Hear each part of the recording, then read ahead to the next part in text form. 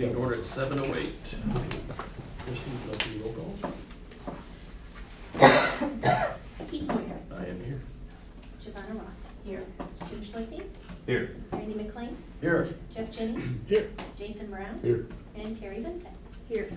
We have a quorum. If everybody would stand for the pledge of allegiance.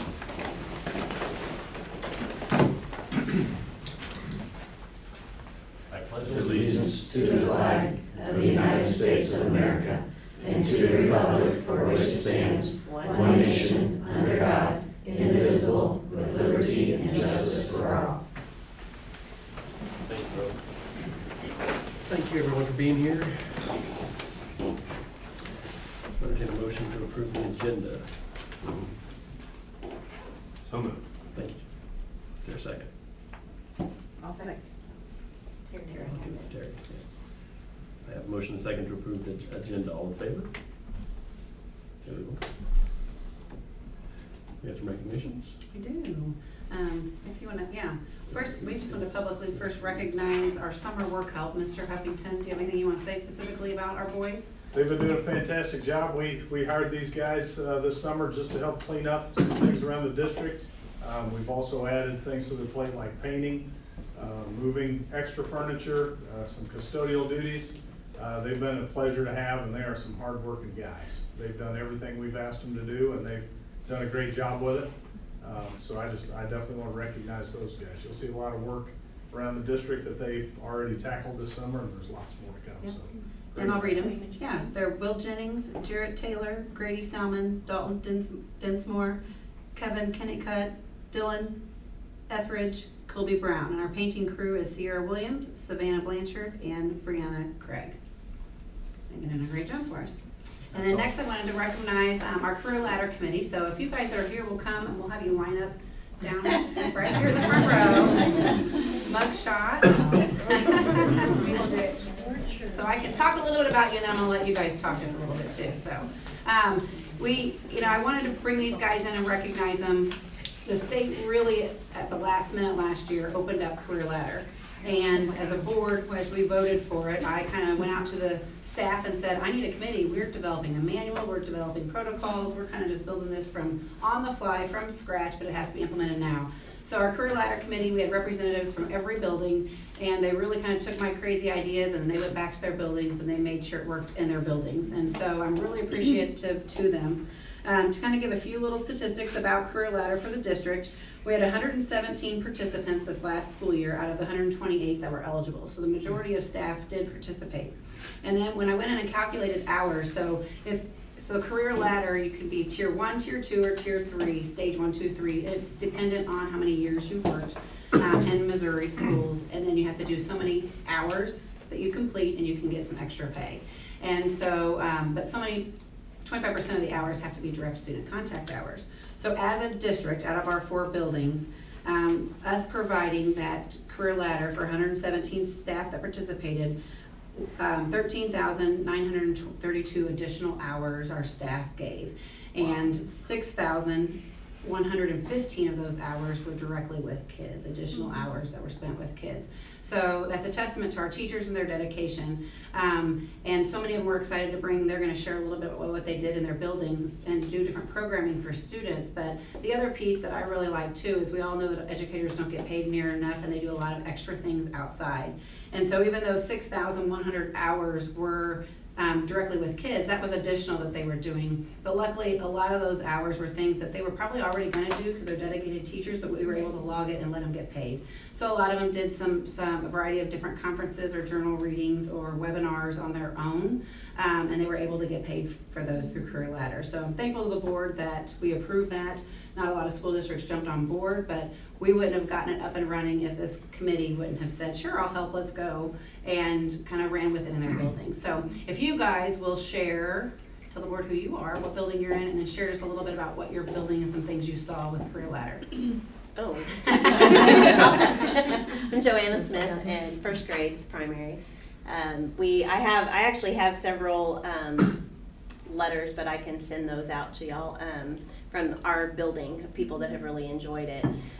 What I saw and what I felt like was a huge benefit is we, as teachers, we do a lot of extra work anyway, but we were looking for other opportunities to help our students to better themselves or to better what we were learning. And we had several talks about reading books and doing some webinars and sharing some of those, which I feel like has really boosted a lot of our knowledge in learning. And then just doing all of the we had extra clubs, and we've already been talking about the different clubs that we can do next year to help our students, to give them more time and more tutoring and learning that way. And so I feel like it's been a huge benefit for our schools, for our community. I've had several parents and stuff talk to me in the community about what a benefit it was to them, as well as how cool it was that we were doing all of these extra things. So I think it's been a huge help for the whole community as well as our schools.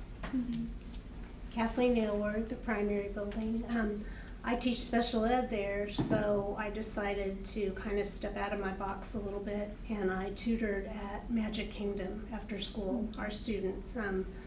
You know, some of those kids stay till 6 at night, and then they go home and they have homework. So that was I thought it would be good for the kids, but it was also very good for me just to see that regular kids are special too. It was a good experience. I'm Cherry Wilkinson. I'm the school counselor at the primary or elementary. I'm not part of that. We'll take it. Yeah. Missy's heart just jumped up. I saw a benefit with our clubs, getting some kids involved in school and excited to be there. I know I saw like the same kids coming into every club, just being involved.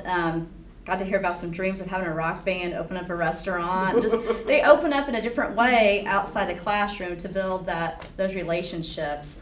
I know we had some book clubs, we had pet pals, we had a kindness club, games club, Walker's Club.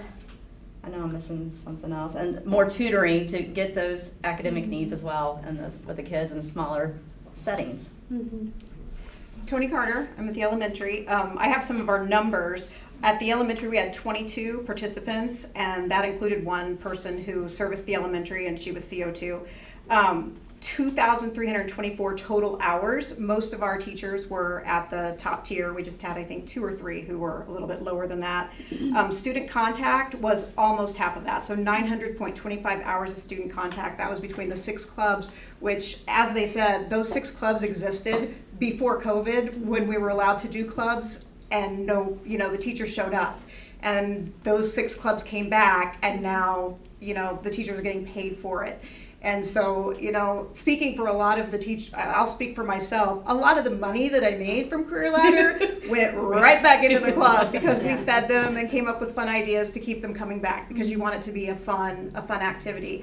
And then I would say there were probably at least 40 students, if not 50, who were tutored because of this. And again, they would have been tutored anyway for the most part, but because of the way it was, we were able to break it down into one-on-one tutoring that was more intense and not have to do 5 kids in one group. So it really benefited our students and teachers a lot. Hi, I'm Erin Dyer. I'm first grade with Joanna at the primary. It was just a really great experience to use my summer work that I did in July and August. We make a lot of slides to help us prepare to do our Wonders teaching, that sort of thing. I could use that and feel like I was, appreciated more. But then also in first grade, I think every teacher tutored, and probably in kindergarten and second grade. But that just helps our scores so much to have those kids, come in before or stay after school. We always did it before, but it was just that little extra push to get us to really, feel, like I said, appreciated. And thank you so much for letting us have that. Yes. I'm Sarah Vasquez. I teach kindergarten at the primary. For us as a kindergarten team, it allowed us to come together and tutor collectively. So there would be one day a week where we were able to pull in, 50 or so of our most struggling kids who, normally would not receive all of this extra time in the classroom, because we have, 20 to 23 kids in a room. So it allowed us to break that apart, and each teacher was able to work on reading or writing or phonemic awareness skills or anything like that. So it allowed us to really have that time to devote to these kids. And we saw the scores. I mean, when I say they climbed this year. And the career ladder was, you know, a huge proponent to that because we had that extra time and we got compensated for it. But I mean, it gave us that extra push that we needed for our kids. So we are very grateful for that. Jerry Pierce, I'm at the high school. Same thing, as we're going through at the end of the year, going through all the logs that teachers have done, it was just amazing to see how many hours our teachers have put in, work with students, whether it's tutoring, clubs, you name it. So, and we got started in November, but still, I mean, every teacher really went above and beyond. And so big thank you to you all as well. And it was just awesome to see, and then walk around to some of the different clubs we had and just seeing the kids in there and staying after and doing some stuff, and other teachers doing some professional development that they hadn't done before. But and some of it, you know, it's the same thing, stuff they're doing already, but it was cool. So, and one other thing, I just wanted to also tell Ms. Hampton, thank you. You guys may not know, but at the high school we work with an outside agency with our special ed department, Voc Rehab. We do a summer work program, or they do a summer work program, but the problem has always been that we don't have anything here in Oak Grove. It's always Green Valley is the closest it's been, and so transportation is a big issue. So we got approved to have the school be a work site. Mindy signed on, said yes, let's do it. She knew all about it. So we have 5 students who are doing the summer work program. They'll work for 6 weeks, roughly 5 hours a day. It's not paid through the school, it's paid through the outside agency, but they're getting the work experience here. And so they're from 7:30 to 12:30 every day, Monday through Thursday. And they're helping do custodial stuff. So again, Jeff, wherever he's at, big thanks to him too, because I went to him like, hey, here's our idea. He's like, okay. And so he gave him stuff to do. So like I said, we have 4 of our own students. So we have 1 student from Holden. It's all their first job they've ever had, but they're doing cool stuff. They're, you know, same stuff with the custodians, cleaning, doing all that. And they're like, but they're having a good time. And then Harold Bass is their job coach. So he's helping out as well. So we're starting off good. So from here on out, we can do it again, and we'll get more and more students. So big thank you, because we couldn't have done it if Kim said, hey, let's do it. So thank you. On that note, I talked to Teresa the other day, and she said they're doing amazing. Yep. They're doing a great job. So, that's and awesome. one of the students, I like to brag on him just because he's been here his whole school career, but from 4th grade to his 8th grade year, he was at a different school setting. Got to come back to our school, had some behavioral issues, but now, and he's doing that summer work program now, so it's just cool to see, and he's just soaring, so it's very neat.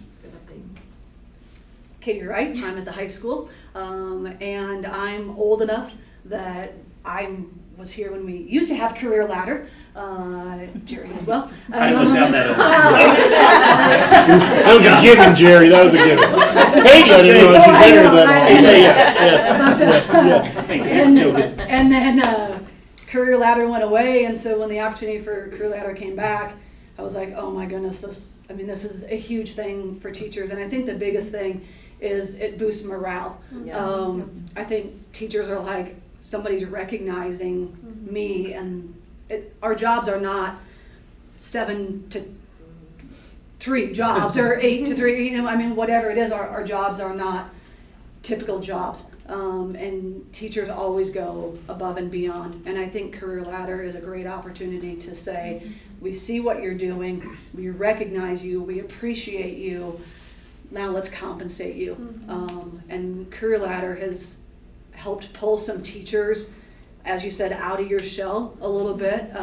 We had a future teachers club at the high school. There was a fitness club. We've had an art club, but that came back, and there was a photography club. But as you mentioned, the tutoring was a really big deal. But it also was motivation for teachers to get involved with students in other settings, like the musical, or the swing choir competitions, or supervision at spring events to help lighten the load for the administrators a little bit.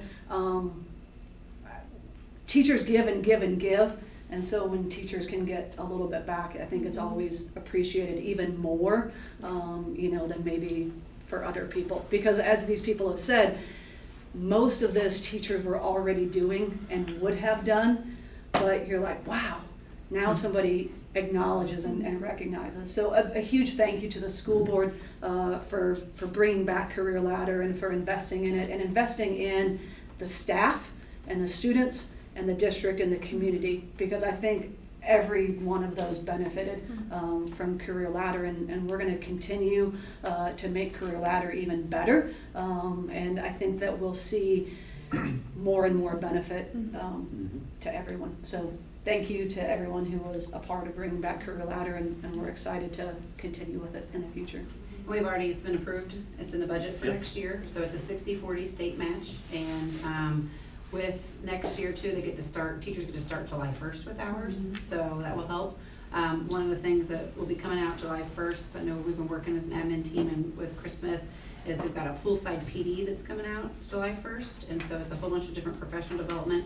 Some of the back to school beginning of the year things that we have to, some of the regulation type, board policy type things that we have to go through, all that's in there, and they can start working towards hours now if they want to, and knock some of that out and count it as Career Ladder too, since that starts over July 1st. So I want to thank you guys as a committee. Appreciate your work so that they approved all teachers' plans, and then they had to go through and do all the look at all the logs and calculate the hours to make sure they qualified for all the staff in their building. So they did a great job, and look forward to working with you guys next year. And I applaud you guys because I'll be honest with you, I argued against it with state legislatures. I said, just give them the money instead of the Career Ladder program. But, you take whatever you can get. And then I'm glad the district decided to get on board with it. But unfortunately, I think there have been districts that have created such hoops and hurdles that it's discouraged teachers, which again is going to lessen the impact on kids. And I applaud you guys and you for how you approach the Career Ladder, looking at ways of doing things that you're already doing and enriching what you're doing. You really don't know until you start hearing those stories. And I heard lots of them throughout my this year with Missouri Retired Teachers Association and different school districts. And that speaks volumes to you guys. So thank you guys for all of your efforts with that. And it was a lot simpler this time around, since I have done Career Ladder in the past. I did, I know you're shocked. I'm a veteran, one of those veteran teachers now that I used to look at and go, really? You're that old? But anyway, but it's simpler, it's streamlined, and so there's not as many hoops they have to go through, so it's just like one or two things to fill out and boom, you're done. And it was just, it's a good experience. But that's a credit to you guys for doing that. Yep. Because not every school did it that way. Right. They put up hurdles. Yeah. Yeah, and thank you for stepping up. I would say, thanks to Thank you. Stamped It Up. Yeah. Appreciate you guys coming. All right, Thank thank you. you. Good job.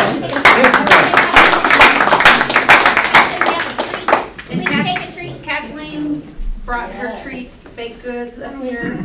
So help yourself to a baked good on the way if you'd like one. There's some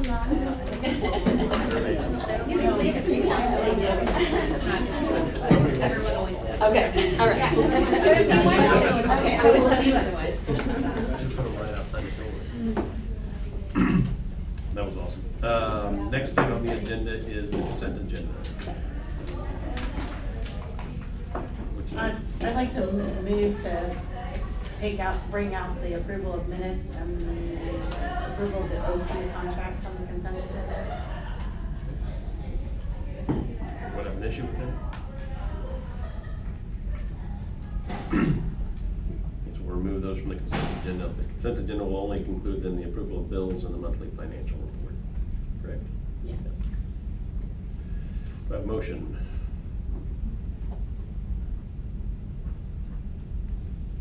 Is that Giovanna's motion, I'll second it? There we go. Okay. A motion and a second to approve the consent agenda minus the approval of the minutes in the 2023-24 OT contract. All in favor? Everyone? Would you like to address those individually? Do you have something? Well, yeah, I'd like to address them individually. I don't mind making a motion, I just wasn't here for the minutes, so I didn't want to have to. Right. So. We'll do them as a separate line. Yes, please. Okay. I'll make a motion to approve the minutes then. Thank you, Jeff. Second. Jim?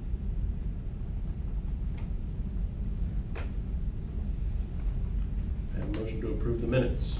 All in favor? Those opposed? Abstaining?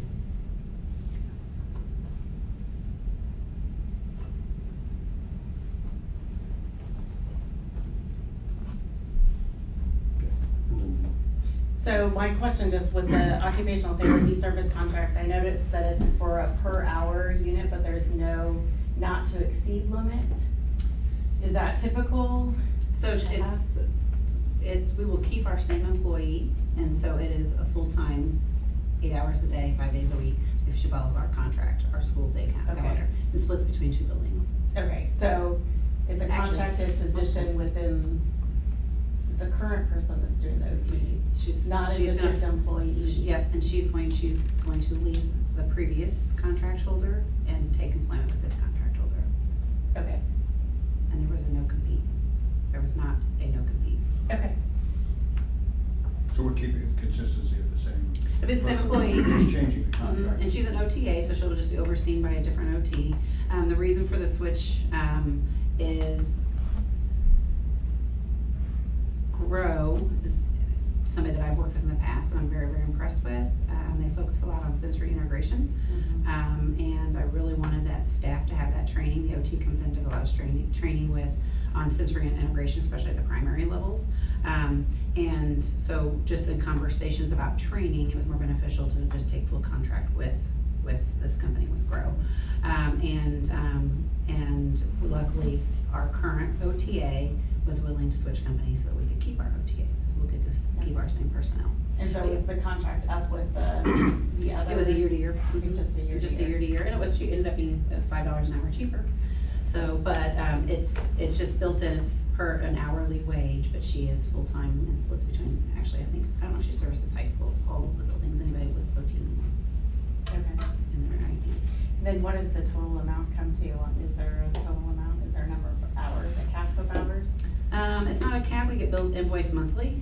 I'm gonna have to look at what we spent last year. Okay, I'm only asking Yeah. this because of the procurement piece, so like, that's the only question. But with them- Just on the thresholds. But they're not our staff, They're not our staff. they're the company's staff. Mhm. So it's technically a contract. but It is a nobody- contract, but, yeah, I'll have to look. It should, but, well, I guess I don't know, we've never done it, so if we need to do it, we need to do it. I will check on policy on that, but I don't Yeah. know. That would just be my only question, depending on Okay. the threshold of it.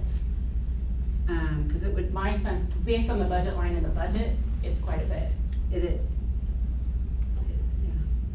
I'll try to see if I can calculate it real quick. I think it was 110 in the budget. But that might have been more than the 2 schools. I would just table it first. Yeah, we can do that, because that's still not adding up, right?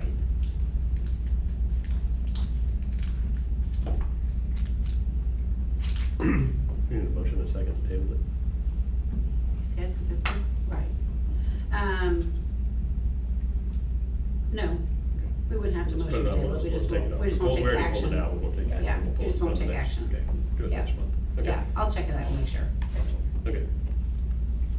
Next item on the agenda is the approval of the J.E. Dunn pay application. Did we do consent?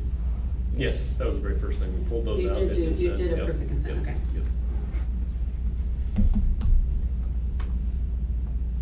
Then we did the minutes, and then we tabled them. Okay. Yep. Okay, so J.E. Dunn contract, I'm surprised you didn't call me earlier. So this is our, I was waiting for it. I thought about it. So this is our final payout. So, and they've been holding this, we had our meeting, and I think our meeting went the way I expected it to go, and it probably went the way all the other meetings I had. Randy we had requested a final meeting with one of the higher ups, J.E. Dunn. And he gave us the answers we asked for. I don't think he They gave it just to us in a weren't way answered the way that we I thought. would expect them to be answered. I don't know, it's a struggle. I mean, I think there are, honestly, I think there are ridiculous charges for some of the services that took place. Granted, they're giving back a more significant sum in contingency than what we had originally talked about. But that's our money. I mean, that contingency fund is our bond money. I mean, and when they say they're giving it back, they're not giving it back. They should It's never just- have access to it. It's just money that didn't get spent. And it's, I don't know, there's still lines within the questions that we ask that they just continue to answer the same way without, I just think, I think looking at what Hollis and Miller did and accepting some blame, so to speak, for some responsibility for some of the mishaps that took place, especially in phase one. I just don't think J.E. Dunn took what I would call responsibility for the numerous mishaps in phase one. And now phase two went great, and it should. I mean, it should. Phase two went how the whole project should have went. So I struggle with it. I mean, I can't vote for it, but it's. I mean, are we comfortable on a punch list finished? Or We went another walkthrough, we've got a punch list, it's not much, and that will continue. But You're I comfortable that think they'll it, take care of the punch list? yeah, because they're all so minor, yeah. I do, don't you, Tom? I mean, I don't think they're not gonna, they're so minor, and I think, I don't have concern that I wouldn't have brought it to. It would be nice to get it finished in the fiscal year, and it comes down to conversations that we've had before, that at this point, either, if we don't pay it, we need to be ready to say that then we're gonna fight some things legally. And that's definitely an option. I just feel like, having come in late to the whole process, there are some faults of the district. And so it's really hard to totally place blame when there was some oversight issues, and there are some faults of just the whole situation the district was in at the time. And granted, I agree with that, because there were personnel employed by the school that signed off on these changes. And that's the part that probably, because I'd be fine with going to litigation. I just don't, that is a piece that I struggle with, I think in an arbitration or something, where it said, well, you guys signed off on it. How can you dispute them? I mean, I would dispute the people that signed off on it, but they were a Elk Grove employee, or they yeah. Enough said. Any other questions, comments? Okay, I'll entertain a motion to approve the J.E. Dunn pay application number 21, final payment. Just make us all wanna make that motion. Yeah, don't everybody jump. Who wants to make that? I'll make the motion. Thank you, everyone. Someone willing to second? Thanks, Jim.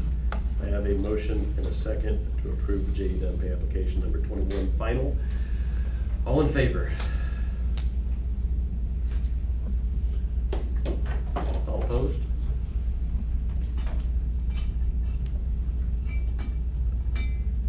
Did you keep Passes 6 to 1.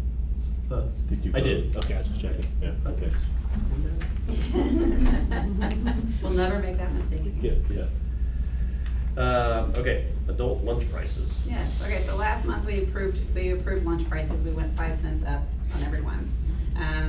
Just looking at contract revisions through OPA, what we get charged for the adult lunch is a significant difference. So we get reimbursement through the state on our student meals, we do not on our adult meals, and there was a huge discrepancy, so the district's losing money on every adult meal that's purchased.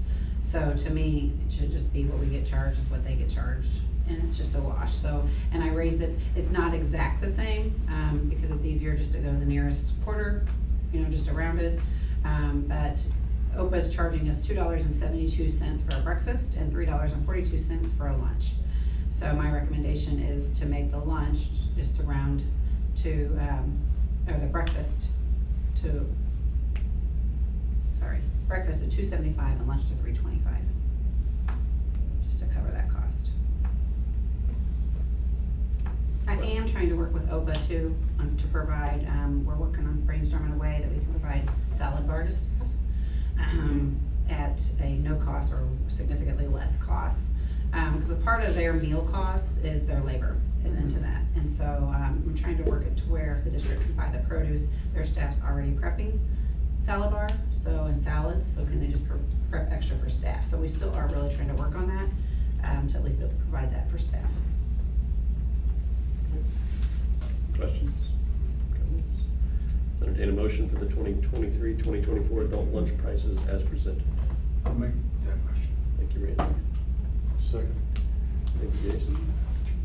Have a motion and a second. All in favor? That's everyone. Move on to the facility update, some surplus items. Interest Tom. We've got a slideshow for you. You've also got a presentation in your packet, so. I'll turn it on. I hope.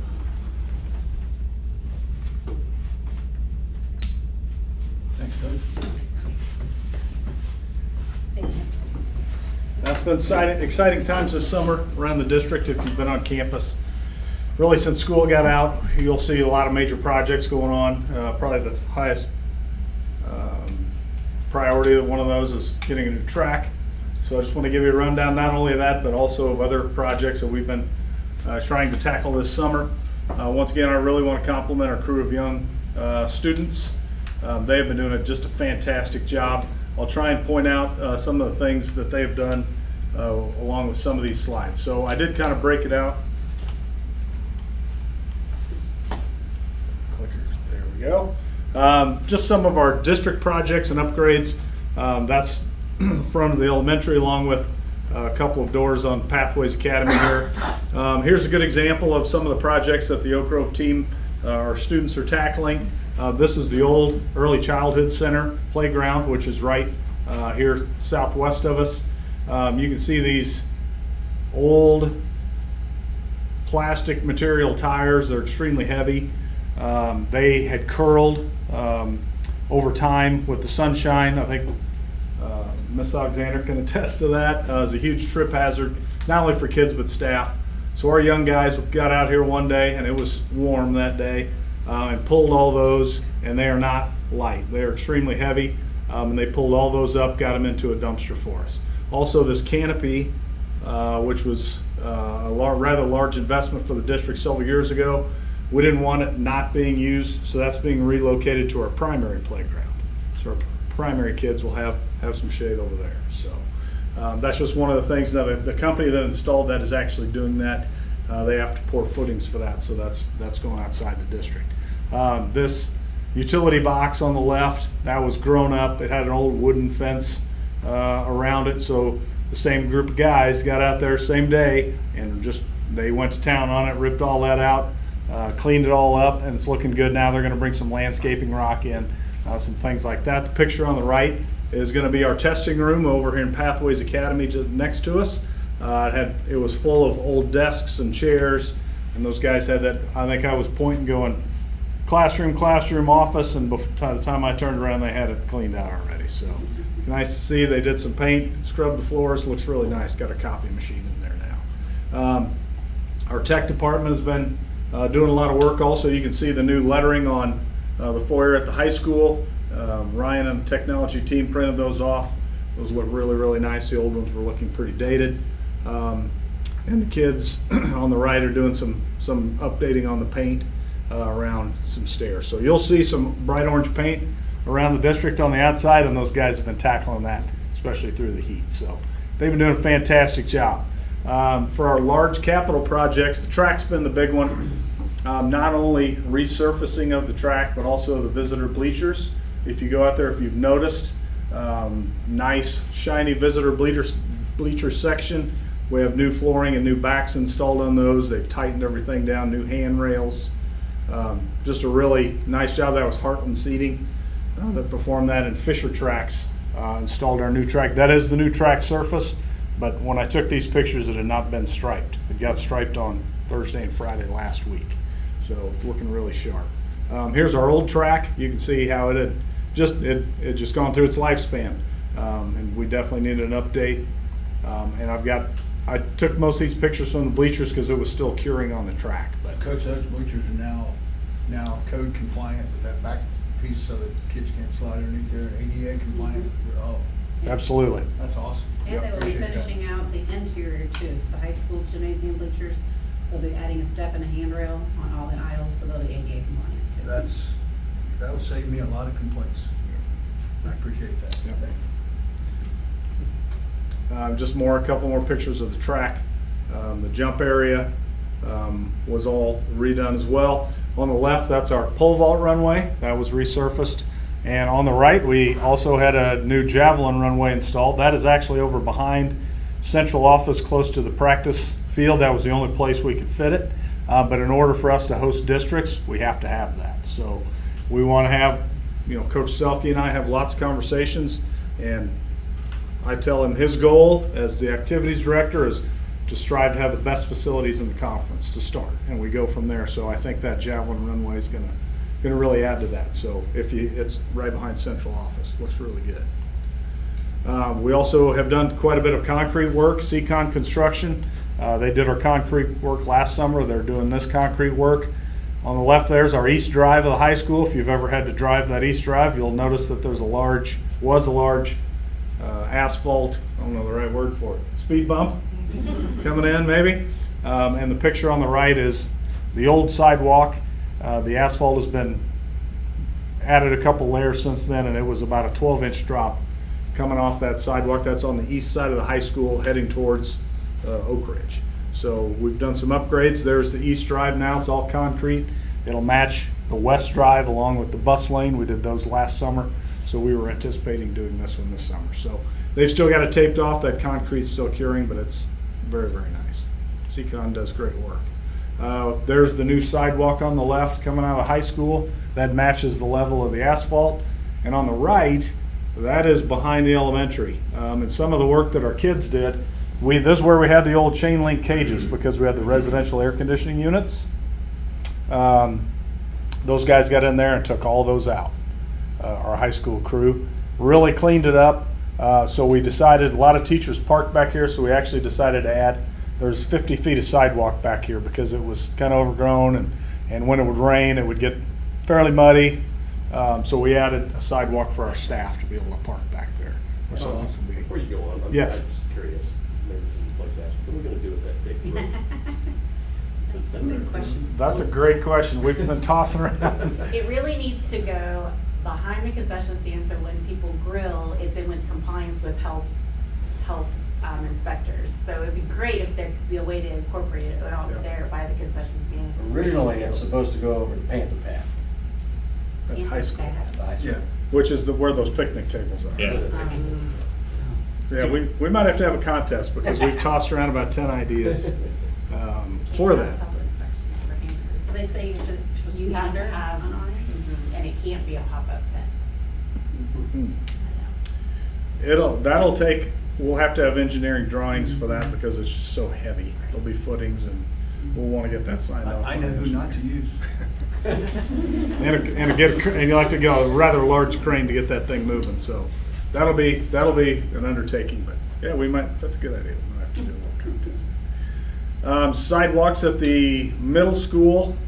We actually had a teacher fall last year because those sidewalks are now 17, 18 years old. They had settled over time. There was rather a large gap between the curb and the sidewalk itself. And they were a hazard. We had a teacher take a spill last year, so they replaced. That's the 7th grade house you're looking at, all the way down to the 8th grade house, and around the corner, about halfway around. So considerable amount of sidewalk there, and that is coming out of the south drive at the middle school. That sidewalk was in poor condition as well. So some nice upgrades there, and then another high-profile upgrade is the concession stand area behind at Panther Stadium. We've basically tripled the area behind. We shouldn't have a bottleneck at the concessions area now. There's plenty of room for that to go right. The chain link fence was in disrepair. The posts for that chain link fence were just driven straight into the asphalt. There was no footing for that old chain link fence, so it had kind of seen its better days. It was leaning in a lot of places and bent. So we knew we were going to have to replace that chain link fence there. So we decided it was a good time to go ahead and expand that concession area on the backside. So I think that'll be well received once we start having some events. Will there still be a gate on that side? There's going to be a double gate in the same location.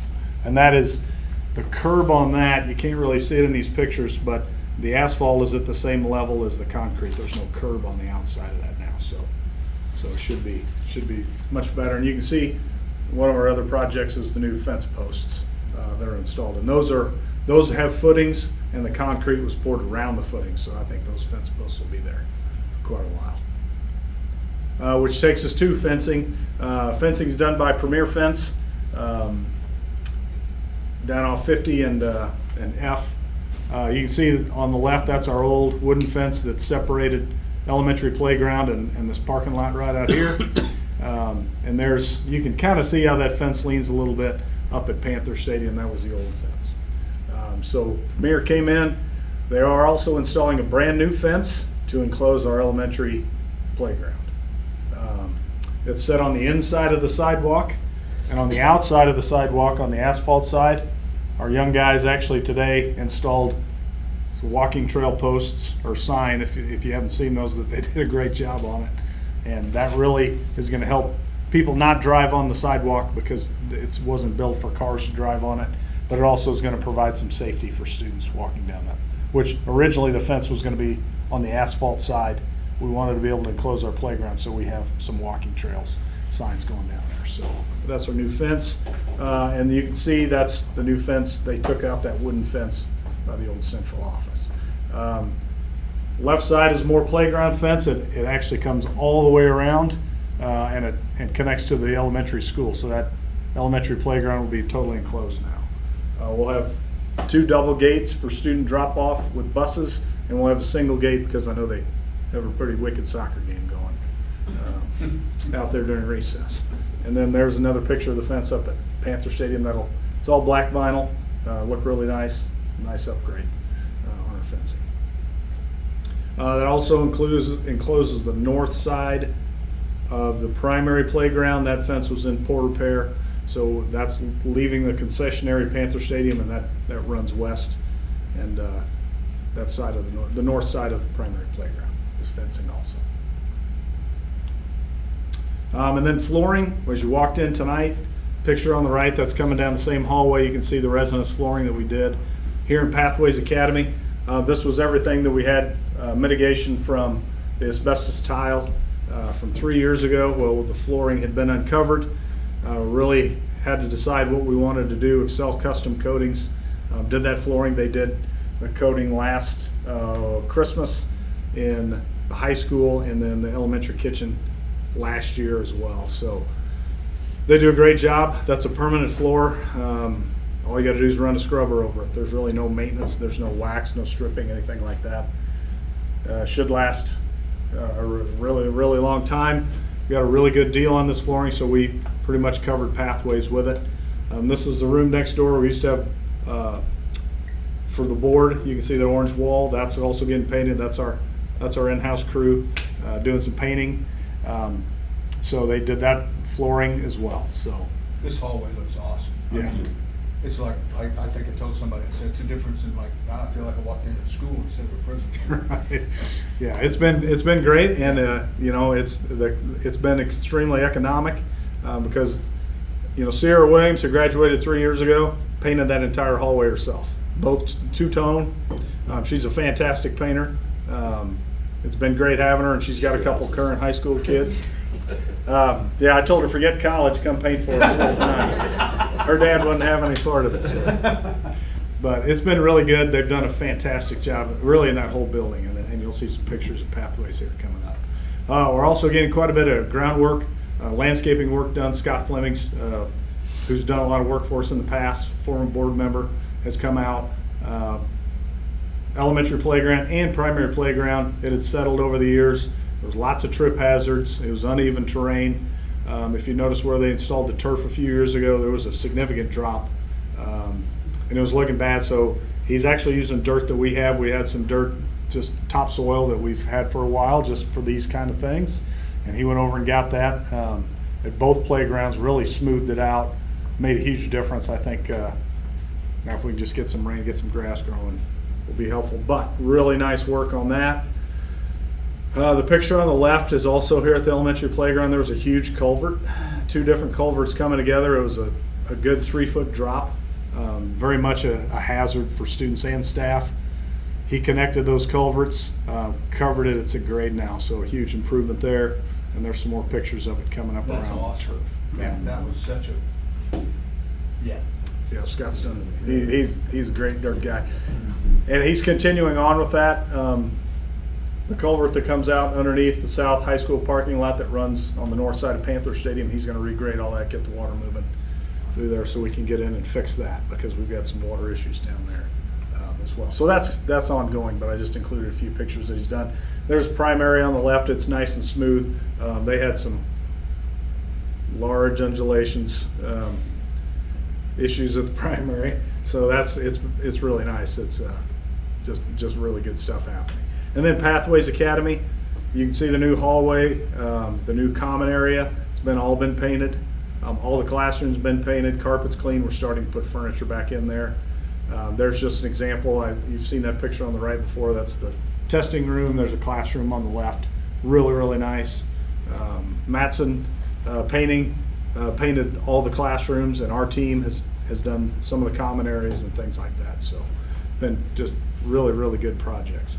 Still have a lot of things going for this summer. District signage. You want to talk about that, Ms. Sampson, at all? Sure, we've got some signage to go in front of Pathways entrance as well as the board entrance, so we can distinguish between the two. Replacing the sign above the gymnasium entrance, the back side, that faded sign. Replacing the sign on the west side of the stadium. That sign's crumbling. Adding a sign, an OG, on the north side of the stadium, so when you're driving down the drive, you can a sign on the stadium. What am I missing? Middle school is getting some signage on their south wall entrance, that whole side of the building entrance. They're getting some signage there. And elementary gym is getting some signage there. Asphalt, we do have some asphalt repairs. Nothing large this year. We had most of the elementary front parking lot torn up last year due to construction, but just repair and upkeep this year. Got some potholes to fill. Some of the bus lane spidering is going to be, we want to try and get in front of asphalt a little bit because it doesn't get better over time, so hopefully we get ahead of it. A large pothole in front of the primary where the buses, they travel at 4 times a day, so get that addressed. Gymnasium floor refinishing, that happens every year. New student furniture at the elementary school, it's supposed to be delivered Wednesday, so that'll be really nice. We got those young guys moving an entire building of elementary furniture out tomorrow, so they are invaluable to have. I'm just going to say they really are. They put in some serious work and some serious hours, and they're a good crew. So we are extremely lucky to have them. Just our general maintenance upkeep, and then security and technology. We are doing some camera upgrades, looking into a lot of different things. I guess might be the best word to say. Some of the security grant money that we received. Badge entry. Badge entry. We're working towards an app, an alert app, and we'll have more information on that in July, where every staff member can send out an alert. They can initiate an alert, and I'll give you more information on that in July. We're doing some training, so that's actually a big positive thing. But I want to get good information to you. So a lot of things going on continued this summer. We'll be busy right up until school starts, but we should be good to go. And then one thing that I do need to ask for approval for is some surplus items for us to be able to rid ourselves. No, that's probably not the right word. Move on from some of our assets in the district that are no longer in use. We do need board approval to surplus those items, and then we're allowed to sell them. the young men have been, the big job that they've been doing is just cleaning out some of our old storage areas, classrooms. That doesn't need board approval if it's antiquated stuff and if you're just disposing of it. So I think they're up to 11 dumpsters now will be filled. So, and some of it is, it's been here longer than I have, I know that. So it's time for it to go, but we do have some things that are worth a little bit, so we would like to surplus those, maybe bring a little bit of money back to the district. So I'll go through just a couple of those. We have some student chairs. These have been in storage for years on end. These have not been used any time in the recent past. We have 237 student chairs that are still decent quality. We'd like to at least try and surplus those. They haven't been used in years, and we're actually getting ready to replace the current one, so we'd have even more chairs to surplus. Previous edition of Wonders text and workbooks. This is the previous edition. We just 2 years ago we renewed our subscription. This was Series 1. We now use Series 2. These are in really good shape. They do have some value, so we'd like to surplus. I think another school district would be interested in Series 1. There's quite a bit there that they're still in good condition. A 1997 Astro van. To everybody's surprise, it's not currently running. We did upgrade for the two-tone paint. I do like the two-tone. This is not currently running, but we would like to, it hasn't been running. I couldn't tell you when it ran, but so we would like to go ahead. We have the title for that. We'd like to go ahead and surplus that one. I don't have a picture of this one because this one is currently sitting at Bird Automotive. It is in need of a new motor, but it's more expensive than what the van is actually worth. So we'd like to go ahead and surplus that. It's a 2008 Ford Econoline. And then I know Laura's going to be upset because you see this at her office window at the primary. The 1993 Dodge Ram, also not running. Extensive rust, but we would like to go ahead and surplus those items. So it's going to be sold as is. We have title for that. Yes. So we have titles for all three of those vehicles, so we would like to just go ahead and move on from those. I think that was my last slide. So great questions. Is that old barn cleaned out yet, Coach? There's Not stuff yet. in there from 1980s. It is not cleaned out yet. That's correct. There's a lot of items in there. We're kind of working our way around. So we hit the classrooms, most of the maintenance area. There's old kitchen equipment from the old high school is still over there. That's kind of coming. So every month, unfortunately, you're going to probably get a surplus list moving forward because we have to start cleaning. Absolutely. Our space is more important than some of these items, so we need to move on and reclaim our space.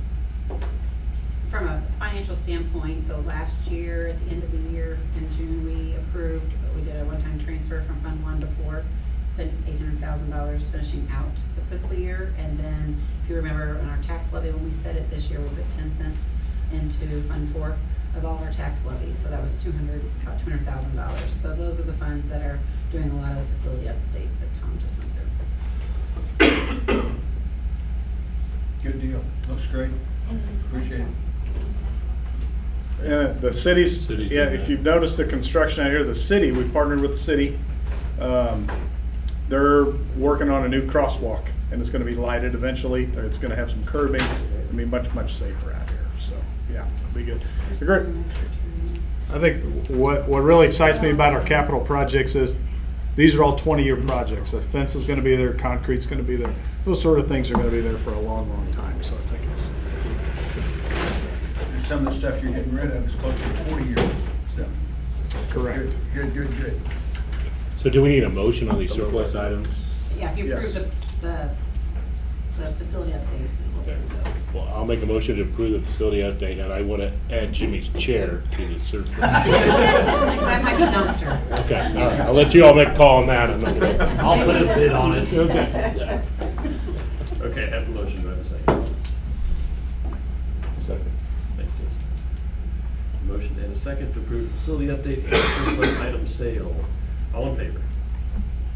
That's everyone. Thank you. Thanks, Coach. Thank you. Good. Move on to item D, approval of the 2022-2023 budget revision number 4. Shelley, and she's already working on number 5, so. Yes, I'm already working on 5. It never ends. Which I don't know that we're actually presenting. It'll probably be just the ASBR with any kind of changes. So yeah, things came in this morning. People needed more money to pay bills, so we had to add more money. This is, revision 4 is just kind of a recap of changes that we've made since revision 3 and kind of looking at the overall budget. We've already had, I believe it was early June, late May, auditors doing work for this school year. So a lot of the things that they expect is what I've been cleaning up. They don't like a lot of budgets, line items that are in the negative. Obviously, we've spent more than we budgeted originally. Sometimes that's just how things kind of work out. So that's what a lot of this items are. The revenue, just a quick, if you look at the summary, the Grow Your Own grant, we had originally allocated those funds differently, and we came up with the, we were able to reallocate that and do that with scholarship money. So that's how we changed that budget. We did get the school safety grant money in this year, which Tom's working on spending and will be spending again. And then there was just some cleanup with the special education and the title revenue. They had a budget revision in April, so you'll see both in the revenues and the expenses. You just kind of changes with that. On the expense side, it was just a cleanup in how we reallocated money, just kind of cleaning up that preschool grant that we had. We just kind of just changing how we spent the money. It was just little different things that we had done just to make sure we had that money allocated in the right pocket. And really, that's about it, unless there's any questions over a certain line item that anybody had. Well, that's gotta be helpful to you guys for budgeting when you're actually you're tracking what was spent and increasing the budget to meet the needs. And I shared too, I erred and I'm still learning the right way that I want to approach things too, but Tom did a really good job starting back in March on pinpointing facility projects and what he wanted to do for the summer and came to me with a budget for it. And I was like, great, looks good.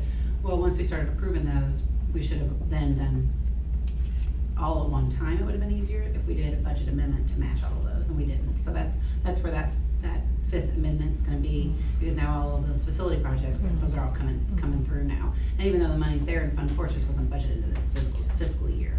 So next year, when he does that, then I'll just go ahead right away and we'll just do that budget amendment. That will help make that process a little bit easier. Well, and to tag on to that, sometimes it's really hard to add that to the budget, because if you don't know what the code is behind it, I mean, I know it's coming, but if I don't know where that is, it's kind of hard for me to add it. I mean, I'd have to add some sort of lump sum thing, and so it's not necessarily an error, it's just, I need to know the coding in order to actually physically put it in the budget. So we kind of know it's there, it's just when the timing.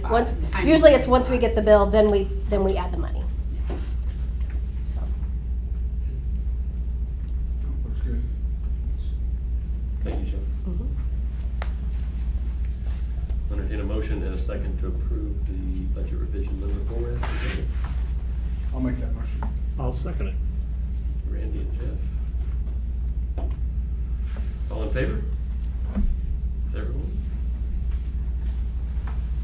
Move on to the 2023-24 proposed budget. Correct, so this is our final proposed budget. And just to give a little bit of background, since we've got a couple new board members, the process of budgeting is really kind of backwards for education. So really, in the last few months, we've been focusing on what are our expenditures gonna be for the following year. And we approve a budget and we don't know what our revenues are for the following year. And even when we approve this budget today, we don't know what our revenues are for next year. So, but we do our best estimate. So the first two budget proposals we did for this upcoming year were so we could focus on our staff salaries, which is our largest expense. And we did that based off of what we knew this year's revenue was. So this budget tweaks a couple more things and does look a little bit at our revenue. And once we went back in and calculated, I simply did 10% across the board in assessed evaluation and property taxes, assuming everything's gonna go up 10%. So I did Jackson County, Lafayette County, and Johnson County, and whatever last year's assessed evaluation and property evaluations were, I went up 10%. And I don't know where that's gonna end. It depends who you talk to. They told us to assume 10%, but it sounds like things are up even higher. And so then with that, because that drove our revenue quite a bit. And so with that, I assumed we would receive 95% of that. So last few years, we've averaged 95% of our revenue that we expected to get locally.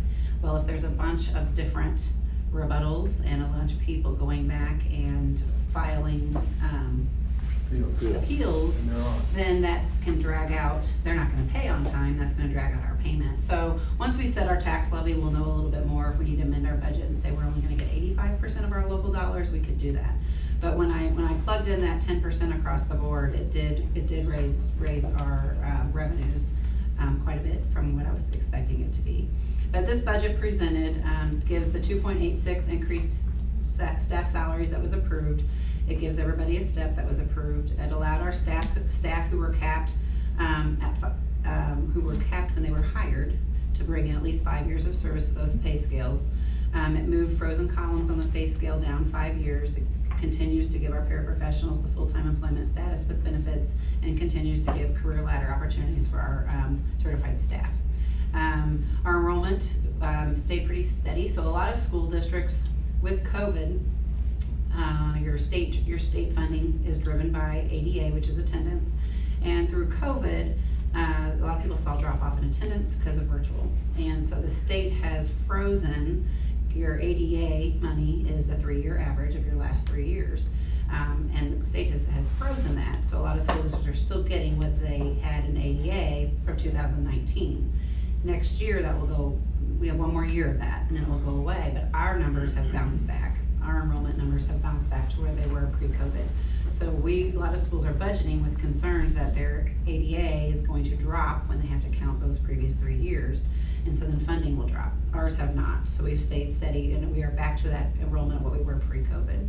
So with that freeze, is it only if it, to not hurt, like if you Yes. gain more students, it can only benefit you? No, the freeze, no matter what, it froze everybody. So even if we would have seen an increase in the past 3 years, we haven't been getting that funding. It was just 2019 and before. It's kept it there for everybody. So if you really saw an influx, you won't see it on the following year, one more year. Yeah. And we have That seemed 200. like an important piece, Randy, you should have had them put that in there. It was talked about. Yeah, because that could have hurt school districts. Yeah. We have 244 staff, 104 certified and 70 non-certified. And our tax levy this year was 1.1534. So again, we're assuming we'll see that 10% increase in assessed evaluation. I'm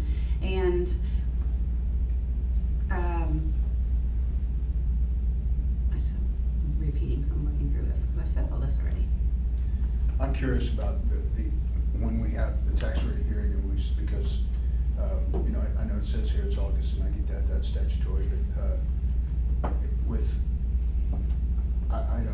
Jackson County, it could be, well, it'll be the final appeal things are in October.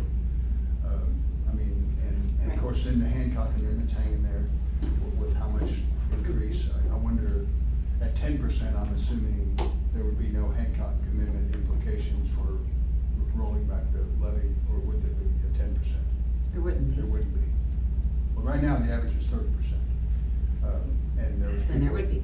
There are people with 200% increases, and people with like our county legislators with no increases. Right. And there are people like me with 78% increase. It's interesting. And of course, there's a lawsuit filed against all of this as well. Yeah, it could be drug out for quite a while. Yeah. Mm-hmm. So the concern is, we really hold on. We received a big payment in January, a big from our county for our local taxes in January. So we would just have to really look at what's our liquidating, what money do we have where, and what do we have to pull so we can make payroll to get to there by then. Because you go so many months without payday, and if it's delayed or if it's lesser than what we're expecting, then we'll have to work through that. I doubt there will be less than 10%. But, No, No, I just mean less people paying, so we wouldn't Yeah, receive you may not as much have, as we're supposed to. there's not gonna be right? much people writing checks December 31st and paying their If property people are tax. still in an You're gonna have a appeals large process, they're percentage not of people, gonna pay. yeah. Right, so, yeah, and we're not, obviously, we're not the only, there's several schools that, many schools that this affects. Do you know, what percentage of our tax comes from Jackson County versus? Most of it, Is it- compared to Lafayette or Johnson, Is yeah, it the majority of it. 80, I 70, don't 80? have the percent, but just when I looked at assessed evaluations per county, Yeah. we get a little less than 5 million assessed, let's see, that's, Johnson County's 5 million, Lafayette was 11 million, is that right? And the rest of the assessed evaluation is Jackson County, so it's of the $191,000 So, yeah. assessed valuation. I mean, the majority of our taxes come from Jackson County. So the majority of that. I don't have the percent, but I'd say over 80%. Got that, yeah. I'd have to look it up exactly. Well, it'll pose some major problems for us and all schools in Jackson County, because there's no, it's a guess of when this gets resolved. Right. But in terms of the revenues, how much is actually county money versus like local tax? Because isn't that where most schools are locally funded through the city? Local, but your payment comes through your county. That's true. Yeah. It's county. It's our local money, but the county pays you. Yeah, the county's our collector of all this. Yeah. Because the counties is your collector, and then the county sets your evaluations. Yeah. Yeah, it's a serious concern. I mean, and it's really a debacle. It's embarrassing. Yeah. It really is. So then when we approve this budget, then in August, once we have all of the information we have in order to set the tax levy, then that's when we sit down and set the tax levy, which really then determines what our revenue is, and we rebudget. And then we just hope we get it all. So when we do set a budget, I can set how much of the state funds do I think we're gonna get, how much of the local funds do I think we're gonna get. And usually you go off of past averages, but this is just a hiccup year, so we'll have to. You will see a majority of those paid, unfortunately. I mean, most people have an escrow account in Yeah. today's world. And your escrow account isn't gonna care if you've got a dispute with that. They're gonna pay it. You know, True. so you're gonna see it. I mean, the only people that are really gonna hold out payments are people who don't have an escrow account or don't have a loan on property, which today's world is not a huge percentage of it. So you will see a lot of that come through, because But even the escrow's gonna pay it. But the hard part with your escrow is 50% less than Well, what and the bill that's all due in your is. personal. Yeah, but- they'll catch you up. Yeah. They'll catch you Oh, up. yeah. Yeah. Yeah, they will. Yeah. But at your personal property, which ours Yeah. drives quite a bit. Yeah. But even then, and I've talked to several people who are appealing because their escrow has gone up $1,000 a month. You know, and they just can't, they don't have it, you know, so the appeal process it's staggering the number of appeals. I have no idea how long this is gonna take. I guess that's why I was wondering about setting a tax rate when you really don't know what. the- True tax evaluation is. Yeah, no different than setting your budget when you really don't know what your revenues are. Yeah. And we have no idea. It's a guide. Yeah, and it's continual. That's true, Yeah. and also, but the Hancock Amendment poses issues as well with, I mean, worst case scenario, you would have a 10% decrease in your, I mean, you wouldn't have an increase over last year, right? I mean, that might be worst case scenario. Oh, Because that would, was yeah, we'll see an increase in revenue. oh yeah, we could probably. get almost Because our 3% state revenue is gonna construction. stay the same. And yeah, and in my local dollars, I didn't include any new construction. I kept new construction at what it was this year. So I didn't include any increase to new construction. We're gonna see an increase there too. To me, the difficulty, well, there's lots of difficulty with this, but the immediate difficulty is really having no idea what kind of increase in revenue we'll obtain from property taxes in Jackson County, and then consequently not knowing what to do with our levy based on Hancock Amendment implications. Those are two big questions. Well, yeah, because the big concern too is if you have people in our community struggling right now with what they're struggling with the increase in personal property and assessed valuations, and they're paying that in January, it's gonna be really hard for us in April to say, and the school's gonna increase our tax levy, which is what an initial target goal was for us as a school district.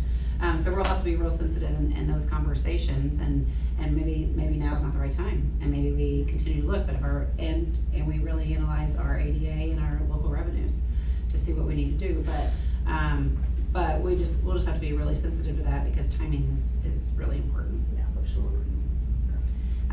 So this budget includes, we gave about $530,000 additional dollars to our staff between raises and steps and some increases. We've got $2.5 million in our bond principal that we're paying off, $932,000 in transportation, and $136,000 in our lease purchase to put off. We do have some cost savings. We're continuing to still see energy savings through Navitas, and we are seeing $100,000 in our health insurance savings through the premium that we got this year. For the revenues, the ESSER 3, is this the last year? Is it through spring 24? It's fall. Fall. I think it's September. Yeah, I think it's September. And we already have that allocated, we just didn't get it all finished out. Yeah. That's, just purchase all of our new science equipment, resources and text, and getting ready to do the remaining dollars, we'll purchase all of our history. The bond contingency funds that come back from done, will that go to capital projects? It never left capital projects, so it'll stay there. Okay. Yep. And then, on page 4, if you're following along, that we have just the budget calendar. So we approve our budget, we'll do our tax, approve our budget by June. July starts the new fiscal year. We'll set our tax rate August 22nd. We'll still do those quarterly budgets, so October, January, April, and end of June. And then we'll do those budget updates as we need to, budget revisions as we need to throughout the year. And then in the spring, we'll start looking at those budget proposals again for the next year. And then we have the ASBR, so it's the annual school board report. And it is our final end. It's everything we send to the state, it's state approved, and it is our final end of the year budget. So we'll roll that, looking at that.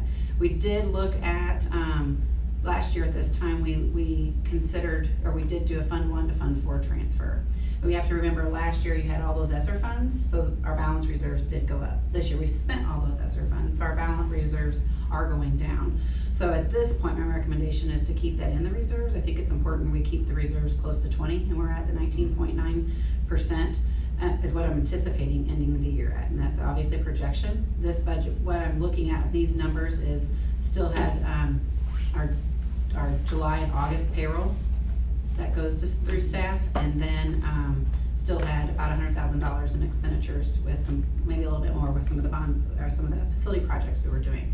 But anticipation is that will be about 19.5, 19.6 in reserve. So we could always do that Fund 1 to 4 transfer to give us more in Fund 4, or I think we keep the 20 at the reserves and we try to still put maybe more than, instead of 10 cents at tax levy time, maybe we do 15 or 20 cents, depending where we're sitting. We can look at that at a different time.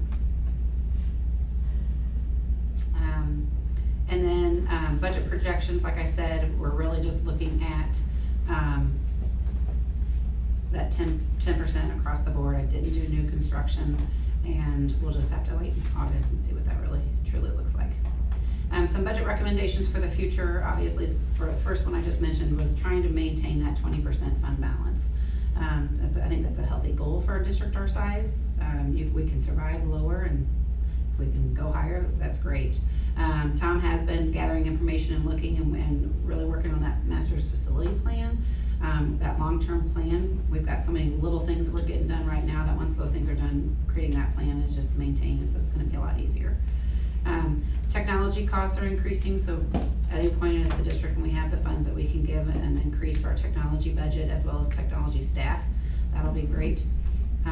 Continuing to add staff salaries and benefits is a goal.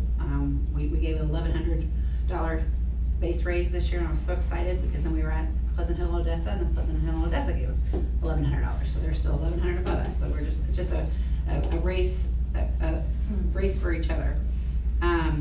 And just to keep in mind, a rough estimate, for every step we give costs the district about $200,000 every year. When we give a step, it's about $200,000, and every time we put $100 on the base, it's about $20,000. So those are easy measures just to throw out. Continuing the step increment to address teacher retention. The teachers were very appreciative of the steps that we gave them. We gave the 5 years and the salary schedule of freezing, and we gave them back 5 years of service if they weren't allowed to bring those in. I'd love to do that again next year, so keeping that in our mind till we get everybody caught up. And everything else just costs more right now. Doing the concrete and the fencing and the asphalt, all these bids we're getting in, everything is just more expensive right now. Food costs, you know, through OPA, when they send us bills and invoices for food, everything is more expensive right now. I don't see that getting any better. So then all in all, the first few pages, starting on page 8 is our revenues. And then once we get down a little bit further, goes through all of our expenditures for the next year, including all those things we just discussed. So, the approval of this budget, there's about $1.6 million discrepancy between our revenues and expenditures in our favor. And again, but that's on a total assumption of what our revenues are going to be. Where our tax levy is, because I know we did set a high number on debt funding. Debt service. Debt services. What does this look like for our bonding capacity going forward? Like, what is your ideal recommendation? So we would have been, if we wanted to go this spring, we would have been at 15 million. Already in the spring, like 23. If we want to go 24, I can't remember. Again, I'd have to look. I want to say it's closer to 18 million. So we're in a good place. We're in a good place at the current debt ceiling tax levy. Every 4 to 5 years, we could do another bond if we needed to, right at that 20 million. I know the last time the board talked, they talked about wanting to do a few smaller, more frequent, a few smaller, you know, and going back to prioritizing what it is we need. We need to finish the elementary, you know, auxiliary gyms on there, elementary cafeterias on there, and then everybody's got a few wish list things, so. I think it's more palatable to the public if it's direct, and then it's also much more manageable from the district side when it's not an omnibus project like we had last time. Yeah, there's a long wish list. Chip it away. And there always will. But the facilities plan will play into that decision of what's needed when. Well, and Tom's been working with some roofing guys to get a long-term roofing plan on where our roofs are and projecting when they'll need replaced, so we have that rather than just guessing, so we have that in play too.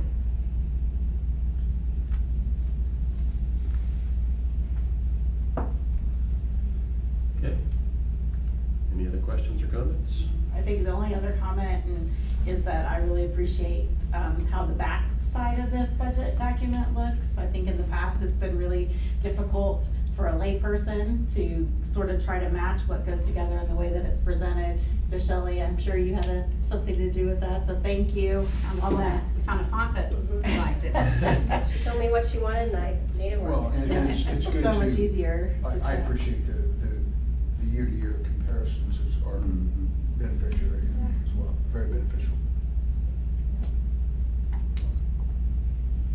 Entertain a motion to approve the budget, proposed budget for 23-24. So moved. Thank you, Jim. I'll second. Thank you, Giovanna. Motion and a second. All in favor? It's everyone.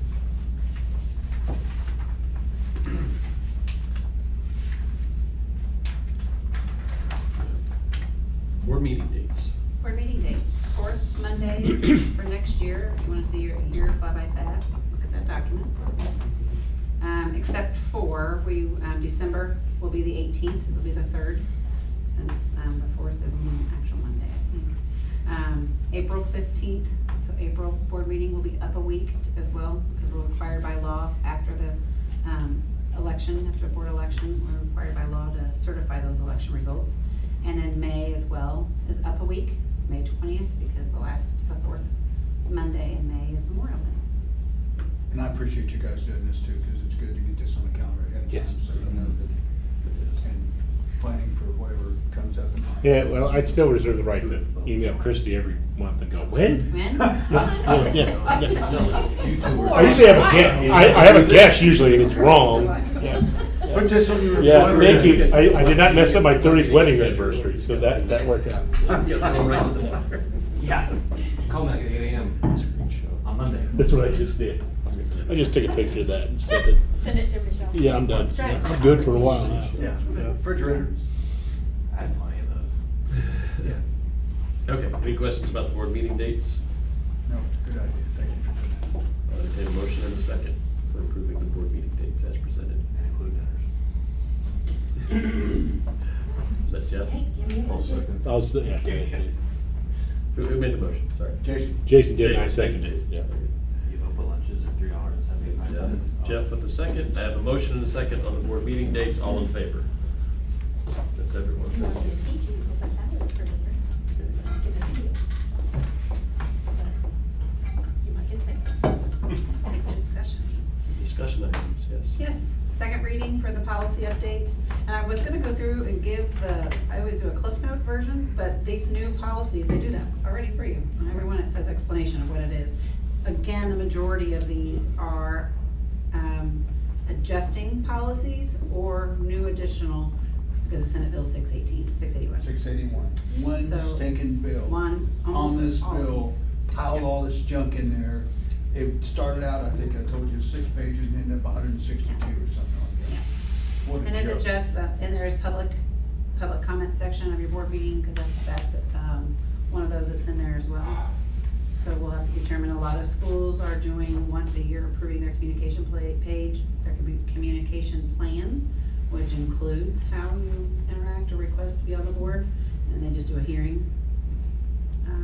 So there's a few different ways that we can look at that, but this is second reading, give you time to look at that. In July, we'll approve these policies. But you don't have any changes based on what they have The already? only one we changed was, we specifically, on the assessment program, policy IL, it says that, reading assessments will, at the beginning and end of each school year, and they actually said you could do it, you have till December 31st, so ours is gonna say before December 31st and then end of the year. So really, it's one first semester and one second semester, but,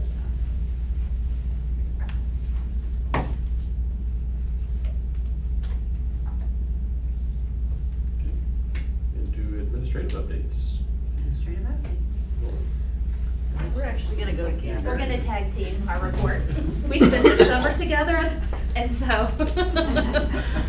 And also, we have our handbooks to go over, which our handbooks are very similar. So we just thought we'd tag team it together to save time, of course. Too. Appreciate it. So yes. So we'll start with our handbooks, and we're just gonna talk about some things, as far as updates or changes that we've done. As she said, our handbooks are very, very similar, so. The first thing we're gonna talk about is the district's strategic plan, the CSIP that we spent a lot of time on this year. We put in a page, in the handbook that really highlights those things that Mindy has put together, that one-page flyer up with the motto and the vision and the mission, just to get that out to our families too. I know it's in multiple places, like on our websites and things like that, but in the handbook, it'll also be there. And then the next thing, which is probably the biggest change that we have, in talks with Mrs. Hampton, and we have decided, so we would like to propose what, if this is a bus change, what all other usually area school districts are doing. In the past, we have allowed students and families to ride multiple buses, AM and PM. So for example, not a typical, but we do have students who do. Monday looks different than how they get home on Tuesday, and how they look different from Thursday. They can ride any number of buses that they want. So if they want to go to daycare Monday, Wednesday, Friday, and grandma's Tuesday, Thursday, go home on Wednesday, we will allow that. There's been a lot of, we've done that the whole time I've been here. However, sometimes that is a problem. Obviously, if a teacher or there's a substitute and the student gets put on the wrong bus, there's concerns there. Sometimes there's sub-drivers, and we put a student on and the sub-driver has no idea who the student is because the student only rides once a week. So I called area school districts. I called Odessa, Blue Springs, Harrisonville, Lee Summit, Excelsior Springs, Green Valley. All of them have the same policies except for a little bit of differences, but they have typically a student can ride one bus or have one bus stop. We kind of made the decision we would like to have the families have one bus stop in the morning and possibly a different one in the afternoon, because a lot of our kids come from home but go to daycare in the afternoon. And we feel that would be a feasible way of kind of transitioning into this. Obviously, we're going to have some extenuating emergency situations where a family's going to call us and say, you know, they can't go to daycare today, but that needs to be administrative approved, so we can kind of log that to make sure this isn't an every week thing where we're going back to riding multiple buses throughout the week and going back to what we used to do. So that is a change that we have, so I'm just kind of read to you what we have. To ensure the safety and efficiency of our bus services, students will only have 1 a.m. bus stop for where they ride the bus to school and 1 p.m. bus stop from where they're delivered in the afternoon. All stops must be within the Oak Grove School District boundary lines, and alternative drop locations and/or bus stops will not be permitted. However, we do have another paragraph that says only emergency situations will be accommodated in switching a bus, and kind of goes through the procedures in doing that. So, wanting to get this out to the public, probably will send out an email before online registration, just so families understand that. So when they see that, because typically they can have as many alternate bus stops as they would like, to know that they have to have one. However, emergencies will arise, and we'll handle that when it occurs. Obviously, they can always be a car rider, they can always be a walker, you know, would definitely have other alternatives, but for the bus, they're gonna get 1 a.m. stop and 1 p.m. stop. So what I'm gonna recommend to families when they ask or are confused about this, you know, if your child typically goes to grandma's or typically goes to daycare, that's their bus stop, and if you have to go pick them up from there, that's what you do, instead of them going back and forth between home daycare and grandma's throughout the week.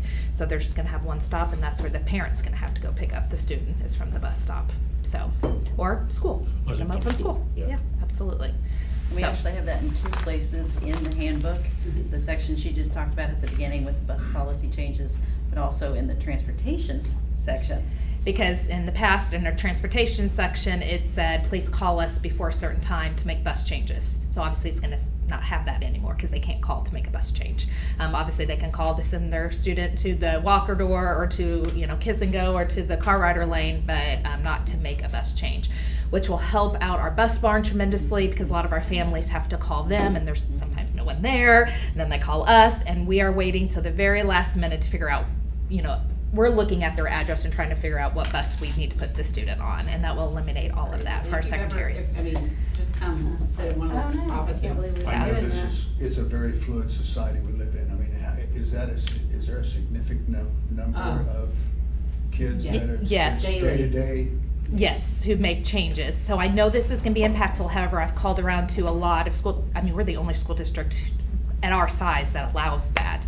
So I think it's time that we start putting some parameters on it. It's just a safety issue that we can't continue to manage. Mhm. Because the number of people that call and are trying to make changes last minute, and if it just doesn't get communicated, I mean, it's, and 400 and 450 kids at one time, if half of them call, I mean, who can manage those many phone calls? I understand Yeah. completely, because it's, in essence, it's the, I don't wanna say, just the different structures of different families, and where they were relying on the school to make those adjustments for the family, and that's a struggle. I can only think of, I can't even imagine the nightmares that has created. I mean, it will undoubtedly, though, you know, families will have to think ahead and start doing. And that's why we wanna let them know ahead of time, so they can start making plans already, so they have some time to make those decisions. So obviously, that's a major change that's in our handbook, so. What's next? School messenger. School messenger, okay. So obviously with the elimination, or the change from, SIS to Teacherese, we had to change the wording in our handbook from there. Obviously, we also had to eliminate, we're gonna end our contract with School Messenger, the text messaging and email and phone call, however, Teacherese has their own. So we're picking up Teacherese and eliminating School Messenger. So just change the wording and the name of everything, so. We also had a statement in here about the OG parent link that has been taken out. Not that we don't have that app anymore. The Teacherese link app itself was not working. Yeah. So we took it out of the handbook, and we'll use Teacherese to do that communicating. I'm gonna talk a little bit about technology. You know, when COVID hit, we went one-to-one technology, Chromebooks in all of our kids' hands. We were sending them home every single day. And we have decided at K-5 no longer to do that, to keep those Chromebooks here at school. We don't typically have homework and things that kids would be doing on those Chromebooks at home.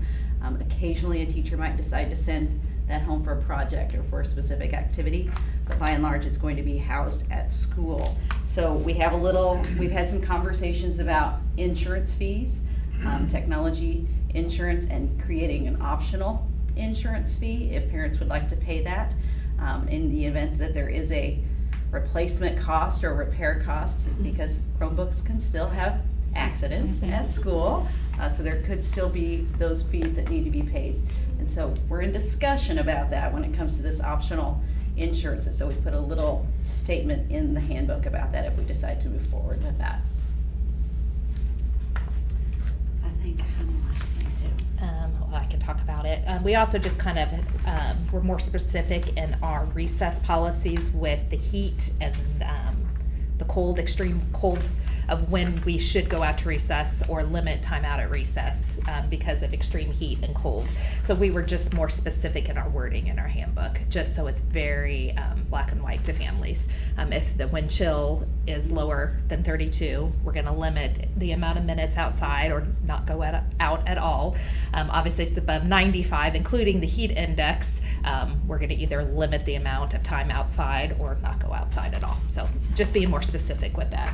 Specific and consistent, I think, just so that we're maintaining that between the two buildings, and our teachers are aware of what that looks like, as well as our families. Our families, so that's our handbooks.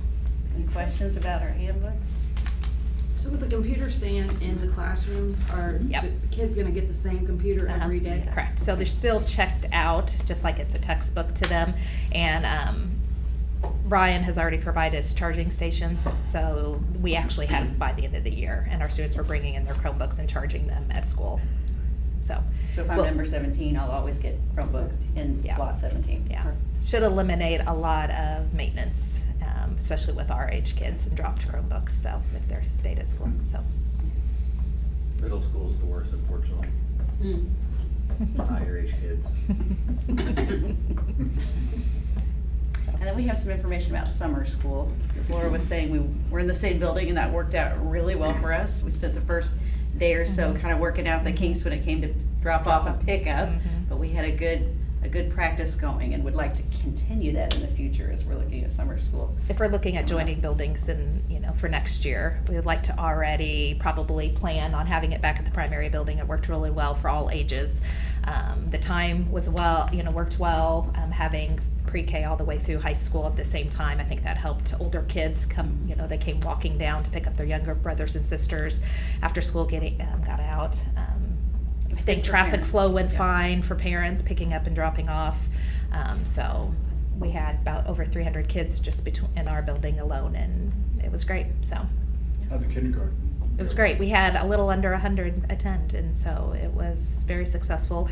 I was able to hire all 7 of my teachers, which helped. So class number sizes were smaller, under 15, which made a great first experience for those kids and for the teachers too. And another, we had about 2 A+ students, so having another set of hands in there all summer was helpful too.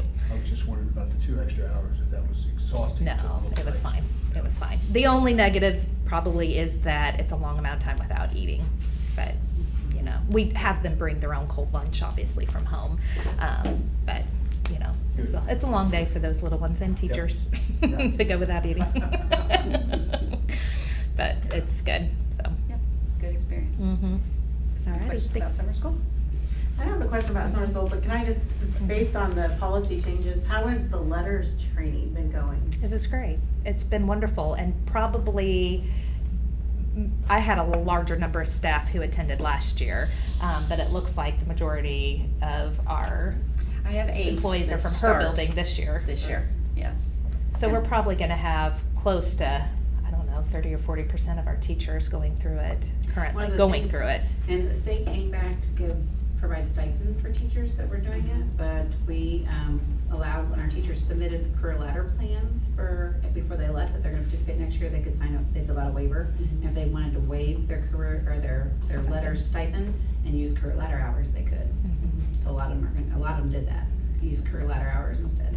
It's a very intense course, very similar to a average college course. with homework, time spent in classwork, and then obviously you have to have a group of students that you're working alongside, and data to show, and from your work with that student. So it's definitely a time-consuming class. It's a two-year commitment. So you're halfway through? You're at the initial Yes, group? so I attended last year with, we had 2 cohorts in the primary who went through last year, and we're gonna have more, obviously, go through this year. So the majority of my classroom teachers and a couple sped teachers will be trained by the end of this year, so. Great, and are they able to get college credit for it? If they would like to, there's a next step for them to do that also, if they'd like. The only negative is just time out of the classroom, of course, when they have to attend, but that's with any PD training you're gonna have, so. And Misty's going through the training this year, so. Had my first one last week. Okay. All righty, thank you. Thank you. All right. I do not have any major additions to my student handbook. I did go through and just update some of the things, like instead of using SIS, using teacheries and some of the verbiage. And then also just updating, if you look through there, we've updated like our lunch prices, our bell schedule for next year, our school supply list, bus activities, things like that. So anything that's highlighted, if you have a copy of that handbook, that's what you'll see there. And then also some personnel changes that are in some of those leadership positions there, we changed as well. But like I said, we did update some of the things, like for instance, the parent league now being through teacheries, and then using teacheries as some of that verbiage instead of SIS. So if you look at our handbook there, that's really the main things there, but no additions, no major changes, everything will remain pretty much the same. For us, for summer school, we had 90 students that came through our 6th grade academy program, which is fantastic. That's our transition program for 5th graders that come over to the middle school for 6th grade. Obviously, I think it's been probably one of the best programs we've started at OGMS as a summer program, because it just really does offer some transition skills to those kids. I think it kind of just sets their minds at ease as they come into the middle school and they have that anxiety anyway. They know how to do their locker, they know how to get to the lunchroom, they're familiar with some faces. And quite honestly, it also gives our teachers an opportunity to kind of see some of those students in the classroom setting, put a name in the face, and then also start strategically planning how that's going to work in there. So super excited. We had 90 kids go through our 6th grade academy. We had 60 kids that completed our physical fitness and wellness program through the middle school this summer, and then we had 26 students that completed remedial courses this summer as well to make up credits that they had Fs.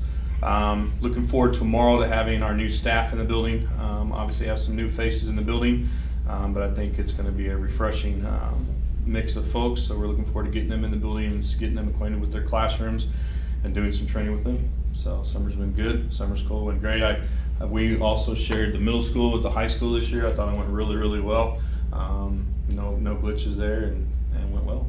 So, do you guys have any questions for me? I think so. Thank you. I'd like to say just same. She stole our thunder. Yeah. We added, for our handbook, we added the vision, mission, and motto information in there. Are we doing the activities handbook tonight too? No, Darren's doing it next month with his. So part of what you'll see is he's got some updated verbiage in the drug testing policy, and so since that policy is in our handbook too, we updated the same language there.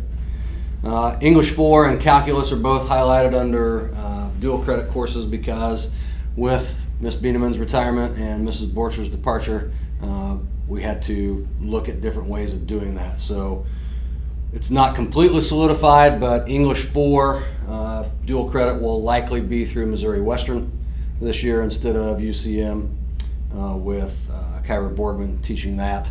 And it might be even more so of the dual enrollment than it is dual credit, which is similar to what we do with chemistry. We've got a great relationship with the ladies at Missouri Western, so it was easy to make that change. And then calculus, we're going to have Alex Roush teach that, but their professor is going to be the professor of record, and so we had to put it in the schedule at a certain time, and so it's going to look a little bit different from what it's looked like in the past. So that's why those two are highlighted. I added the Blue Springs Career and Innovation Center information in there. It just listed Fort Osage before, so we've added Blue Springs as well. added the breakfast and lunch prices. To our Missouri Assessment Program, we added the ASVAB information, the Armed Services Vocational Aptitude Battery, which our juniors take. We used to give the state required ACT. It hasn't happened for a number of years, and so we updated that language. If they haven't taken the ACT, then we give them the ASVAB as part of our Missouri Assessment Program. Last year, last graduating class was the last year for valedictorian and salutatorian, so we pulled that information out of the handbook, so it's no longer there. Updated the Summer Academy information from a specific number to a more general stance of information because it changes from year to year. And that segues into our successful Summer Academy program this year too. We had remedial classes in all core areas, roughly 40 to 50 students that earned credit back this summer that they didn't gain during the regular school year. And then we had 4 enrichment classes, which just a little bit less than 100 students went through trigonometry, personal finance, health, and speech. In fact, speech ends tomorrow. Had students in the office today making up time because they missed a couple of days of that. So tomorrow will be the last day for that. Also want to say thank you, this is probably more Darren than me, but thank you to Mayor Dana Webb and the City Council for their Pride of Panthers Proclamation Night at their last board meeting. Recognized several students for their accomplishments throughout the school year and teachers and coaches and sponsors along the way too. So we appreciate that night of recognition from them as well. Adam, maybe you guys decided, maybe you have, I just don't know, with the not having salutatorian and valedictorian anymore, how are they still gonna do speeches? I know you talked about a couple different ways of doing it. No, nothing solidified yet. Yes, we'll still have speeches, don't know exactly what that will look like. We've had all kinds of discussions with student council, and so we'll figure that out at the beginning of the school year and then let everybody know exactly what that will look like. So will they recognize like the top 10 again, or do something like? We'll still do the cum laude and all that, in the top 10 for sure. Other questions? Awesome, thank you. Pathways, yeah, Brandy's on here. So the Pathways handbook is, essentially Pathways will mirror the high school handbook for the majority of things. Talks about the 3 different programs with Missouri Options, Pathways, and for next year we're focusing on high school hearings for placements. Hopefully in the future we can open that up to other grade levels as well. Pathways, their day will be 8:20 to 2:40. And students who do need to ride the bus will still work on that arrangement. They'll still come early, and Mr. Bass will be in there. But starting at 8:20 gives all of the Pathways staff morning collaboration time, so they can plan together and have collaboration about kids together at the same time. Attendance, the only difference is attendance, and the way that will look is they get 8 days each semester. But we're working them, since it is an alternative placement and we're gearing it towards community and job focus, that they kind of get sick and personal time, and so they have to call in and report to Ms. Harvey if they are sick. So they have to email her to make sure to use one of their 8 days. And if they don't, then they will get that 2% reduction. Obviously, these are kids who struggle academically, so we didn't want anything to hurt them. We wanted to make it more of a tie like real world. So they will report to her if they aren't going to be in that day, and then if they don't report to her, they'll get that 2%. Activities, they can still participate in any school activities. No cell phones allowed, just cell phone policy, discipline policies will follow the high school handbook. And I think too, she put in here,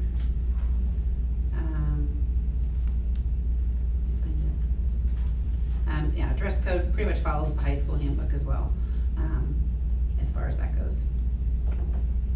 But we just wanted something a little different. She didn't put graduation, I thought she did. But we did meet as an admin team, and anybody that graduates from Pathways, whether it's Missouri Options or Pathways, will walk in May with high school, just have one high school graduation ceremony for all students who graduate. That's a cool logo too. On the 2% piece, have we ever talked about? When I was a principal, that's a tough go. The unexcused absences, especially with suspensions. In essence, there's sometimes kids get put in circumstances where they can't dig out, they're gonna fail a semester. With the suspensions, definitely. When Tom holds those hearings, it's case by case, kid by kid, but there's always, those are built in. Next year with the suspensions, all of our long-term suspensions will be at Pathways. So when a kid gets suspended, principals can do up to 10 days, and then it comes to a hearing. And that goes to Tom for a hearing. So their first 10 days, they would be home, but after that, they'll come, after the hearing, then they'll come to the Pathways program and report. And so each case, Brandy and Tom will work with high school administration, and they'll determine, because the goal is that they just come and they're successful, and then they don't lose any of those 2%. But you're still losing like 10-day suspension, you're down 20%. You wouldn't. If you come and be a part of the program and you are successful in the program, and Tom does that now, and so does Adam. And those discipline hearings, they'll tell kids, if you work hard and you do what you're supposed to do, we won't let that affect you to fail. We won't let the 2% fail you. Does that make sense? So we'll continue to do the same, but now they'll come to school instead of just being at home at those long-term suspensions.